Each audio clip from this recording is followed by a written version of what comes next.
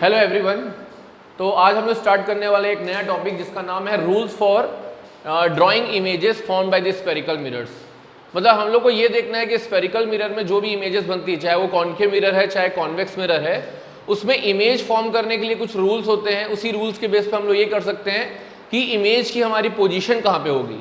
ठीक है, तो आज हम लोग वही देखेंगे कि उस पोजीशन को क्या करने के लिए, निकालने के लिए हम लोग को कुछ 4 रूल्स को फॉलो करना पड़ेगा। तो सबसे पहला रूल क्या होता है वो देखते हैं कि a ray parallel to the principal axis will pass through principal focus in case of concave mirror and appear to come from focus in case of the convex mirror.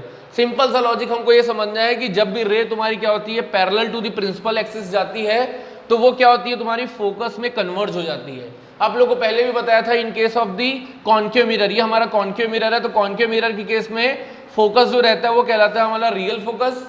दूसरा हमारी रेज जो कन्वर्ज होती है, तो एक line में समझो कि पैरेलल रेज आएंगी, फोकस से होके जाएंगी। क्लियर है। इन case of the convex mirror क्या होता है कि फंडा सेम ही है कि पैरेलल रेज आ रही है और ये बाहर जा रही है, लेकिन जब उसको बैक एक्सटेंड करते हैं तो हमारा फोकस से ही होके निकलता हुआ दिखता है। ठीक है, तो इस कारण से इस फोकस को बोलते हैं हम लोग क्या, वर्चुअल फोकस, क्योंकि ये बनता है बिहाइंड द मिरर। दूसरी चीज, ये फोकस में जो रेज है इस तरीके से निकलती है जैसे डाइवर्ज होते हुए। ठीक है, तो this is called the diverging raise, जो कि फोकस से निकल रही है। तो एक लाइन में दोनों में कंक्लूजन क्या निकला कि जब भी पैरेलल आएंगी फोकस से होके जाएंगी। सेकंड क्या बोलता है, a ray passing through the focus in case of the concave mirror और directed towards the focus in case of the convex mirror will become parallel. Just इसका क्या है, अपोजिट स्टेटमेंट है कि अभी क्या था कि पैरेलल आ रही थी तो फोकस से जा रही थी, अब उल्टा बोल रहे हैं हम लोग कि फोकस से जा रही है तो पैरेलल आ रही है। स्टेटमेंट ध्यान से समझो कि मैं मान लेता हूं इन case of the concave mirror की हमारी जो रे है वो फोकस से होते हुए मिरर को स्ट्राइक की, स्ट्राइक करने के बाद पैरेलल आ गई।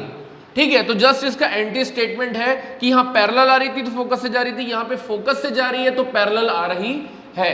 अब वही कॉन्वेक्स के केस में देखते हैं कि अगेन तुम्हारा क्या हो रहा था कि किसी क्या बोलते हैं फोकस, ये क्या हो रहा है तुम्हारा, इसको बैक एक्सटेंड इस तरीके से दिखा रहा है कि ये फोकस की तरफ जा रही है, भले वो जाती नहीं है, तो ये ऐसा लग रहा है कि फोकस की तरफ जा रही है, लेकिन वो टकराने के बाद किधर चले जाएगी, पैरेलल चले जाएगी। तो ये दोनों स्टेटमेंट सेम अगर एक लाइन में बोला जाए कि फोकस से जाएगी तो पैरेलल आ जाएगी। फिर तीसरा स्टेटमेंट क्या बोलता है, इन case of the both concave and convex mirror रे passing through the centre of curvature will return back along the same path. चाहे ये कॉन्केव हो चाहे कॉन्वेक्स हो, दोनों स्फेरिकल मिरर्स के लिए हमारा क्या होता है कि जब भी रे हमारी तुम्हारा सेंटर ऑफ कर्वेचर से पास होते हुए स्ट्राइक करती है मिरर को, तो वो सेम पाथ फॉलो करते हुए वापस हो जाती है। ठीक है, तो क्या है, जब भी सेंटर ऑफ कर्वेचर से जाएगी सेंटर ऑफ कर्वेचर से ही वापस आएगी। ठीक है, ये हमारा थर्ड रूल होता है। अब हम लोग बात करते हैं फोर्थ पॉइंट के बारे में।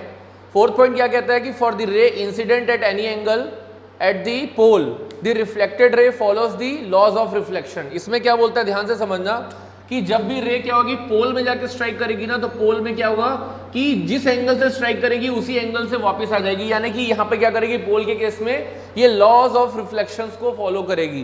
तो ये 4 रूल्स जो है हम लोग को पता होना चाहिए, तभी क्या कर सकते हैं हम लोग इमेज की पोजीशन निकाल सकते हैं। तो हम लोग 4 रूल्स को एक बार जल्दी से रिकॉल करते हैं। पहला बोलता है कि पैरेलल आएगी तो फोकस से होके जाएगी।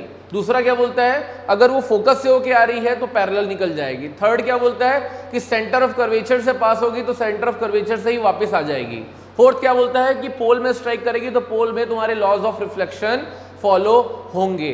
तो ये 4 रूल्स हमको याद रखने हैं इमेज की लोकेशन और पोजीशन निकालने के लिए। क्लियर है? So that's all for this particular topic. Thank you.